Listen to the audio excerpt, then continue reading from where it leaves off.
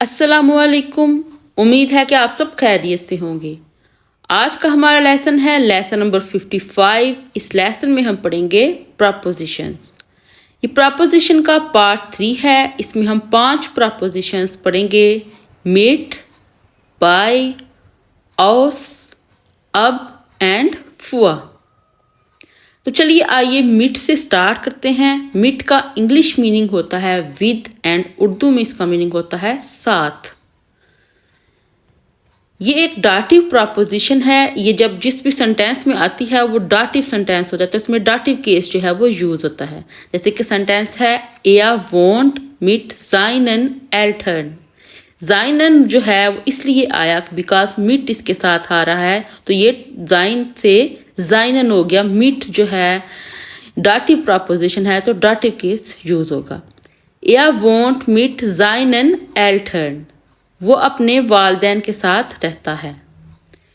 इसी तरह next sentence है we are far and meet them out हो सुआ आबाइट। We are far and meet them out हो सुआ आबाइट। यहाँ पे आउट हो के साथ देम आ रहा है, यानी कि आउट हो का आर्टिकल होता है दास, लेकिन उसकी डाटिव फॉर्म दास की जो है वो होती है देम। तो डाटिव जो है वो केस यूज हो रहा है, इसलिए देम आ रहा है। डाटिव केस क्यों यूज हो रहा है? क्योंकि मीट जो है वो एक डाटिव प्रपोजिशन है, इसलिए इसके साथ देम आएगा। We are far and meet them out हो सुआ आबाइट। हम कार से काम पर जाते हैं। इसी तरह नेक्स्ट सेंटेंस है इश पीले मिट खिंडा। इश पीले मिट खिंडा, मैं बच्चों के साथ खेलता हूं। इसी तरह नेक्स्ट प्रपोजिशन है बाय। इसका मीनिंग होता है at, by, with and Urdu में पास, पर, साथ। कई लोग जो हैं वो मीट और बाय में डिफ्रेंशिएट नहीं कर पाते, लेकिन इसमें डिफरेंस ये है मीट जो है अगर हम किसी के साथ जा रहे हैं, ठीक है, दो लोग आपस में कहीं जा रहे हैं तब जो है वो मीट यूज होगा। लेकिन अगर एक पर्सन जो है वो दूसरे के पास जा रहा है, ठीक है, तो तब जो है वो बाय यूज होगा। किसी के पास जाना जो है, एक बंदा दूसरे के पास जा रहा है तो बाय यूज होगा। अगर दो लोग इकट्ठे जा रहे हैं तो तब मीट जो है वो यूज होता है, ठीक है।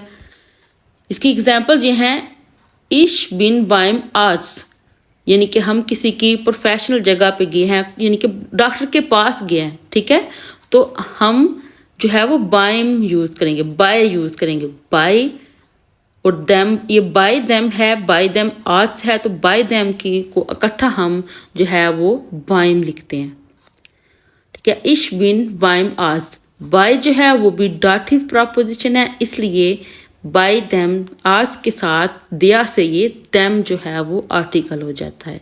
तो देम बाय देम जो है वो इकट्ठा मिलके बाइम बना देता है। इश बिन बाइम आज, मैं डॉक्टर के पास हूं। इस तरह नेक्स्ट सेंटेंस है इश बिन दीजे वोखे बाय माइना ओमा, ठीक है, पास होना। बाई का मीनिंग जो है वो पास होने में आता है, तो वो अपनी उम्मा के पास है, दादी के पास है, तो इसका जो है वो बाई यूज होगा। इश बिन दीज वोखे बाई माइन उम्मा, मैं इस हफ्ते अपनी दादी के पास हूँ। तो मायने से मायना जो है वो इसलिए यूज हुआ क्योंकि बाई जो है वो एक डाटिव प्रपोजिशन है, इसलिए मायने से मायना जो है वो इसका डाटिव केस होता है, ठीक है, बाई माइना ओमा। इसी तरह नेक्स्ट सेंटेंस है एया ईस्ट बाय दिया आबाइट। एया ईस्ट बाय दिया आबाइट, यहाँ पे बाई के आबाइट के साथ दिया आर्टिकल यूज हो रहा है, लेकिन आबाइट का आर्टिकल जो है वो दी होता है, दी आबाइट, लेकिन यहाँ पे दिया यूज हो रहा है। दिया इसलिए यूज हो रहा है क्योंकि दी का जो डाटिव केस होता है वो दिया होता है, तो हमने यहाँ पे डाटिव केस यूज किया है, वो इसलिए कि बाई जो प्रपोजिशन है वो एक डाटिव प्रपोजिशन है। जिस सेंटेंस में भी बाई आ जाए उसमें डाटिव केस जो है वो यूज होता है, तो यहाँ पे डाटिव केस यूज होगा। एया ईस्ट बाय दिया अबाइट, वो काम पर है। नेक्स्ट प्रपोजिशन है औस। औस का मीनिंग होता है इंग्लिश में फ्रॉम या आउट ऑफ, एंड उर्दू में होता है से, बाहर से। जैसे कि आपसे अगर कोई पूछे कि आप कहाँ से आए हैं, तो हम जब कहेंगे हम पाकिस्तान से आए हैं, हम इंडिया से आए हैं, तो हमने से जो है वो यूज़ हो रहा है, तो हम औस यूज़ करेंगे इस सेंटेंस में। कहेंगे इश्क़ों में औस पाकिस्तान, इश्क़ों में औस इंडिया। ये इस तरह से जो है वो हम बताएंगे औस प्रपोजिशन को यूज़ करके। इश्क़ों में औस पाकिस्तान, मैं पाकिस्तान से आया हूँ। इसी तरह नेक्स्ट सेंटेंस है ich trinke aus einem Glas। ich trinke aus einem Glas, मैं ग्लास से पीता हूँ। तो ये aus जो है वो ग्लास से आ रहा है, ग्लास से पीना, तो aus einem Glas हम यूज करेंगे। ich trinke aus einem Glas, मैं ग्लास से पीता हूँ। इस तरह नेक्स्ट सेंटेंस है der Tisch ist aus Holz। Der Tisch ist aus Holz, मेज लकड़ी से बनी है। जब किसी चीज़ के बारे में बताना हो कि ये लकड़ी से बनी है, ये तांबे से बनी है, ठीक है, तो हमने इसको aus यूज करना है। Der Tisch ist aus Holz, मेज लकड़ी से बनी है। इसी तरह नेक्स्ट प्रपोजिशन है अब। अब का मीनिंग भी फ्रॉम होता है, लेकिन ये टाइम बताने के लिए यूज होता है, यानी कि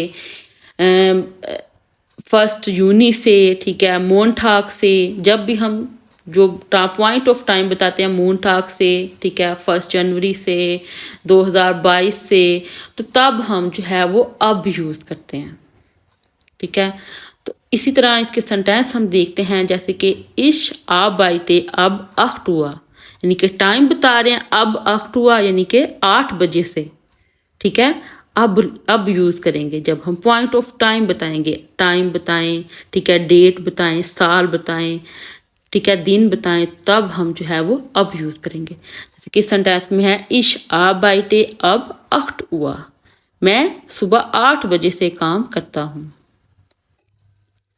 नेक्स्ट सेंटेंस है meine Prüfung beginnt ab 15 Juli।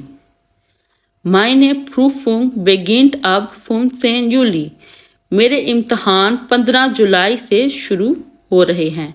तो इम्तहानात जब 15 जुलाई से शुरू हो रहे हो, तो हमने अब यूज करना है कि 15 जुलाई से शुरू हो रहे हैं, अब 15 जूली, ओके। तो पॉइंट ऑफ टाइम हम बता रहे हैं, ये सिर्फ अब जो है वो पॉइंट ऑफ टाइम बताने के लिए यूज होगा फ्रॉम के मीनिंग में, बाकी जो है वो aus यूज होता है, ठीक है। इस तरह नेक्स्ट जो है वो सेंटेंस है दी फेरियन beginnen ab 1. Juli। दी फेरियन beginnen ab 1. Juli, छुट्टियां 1 जुलाई से शुरू हो रही हैं।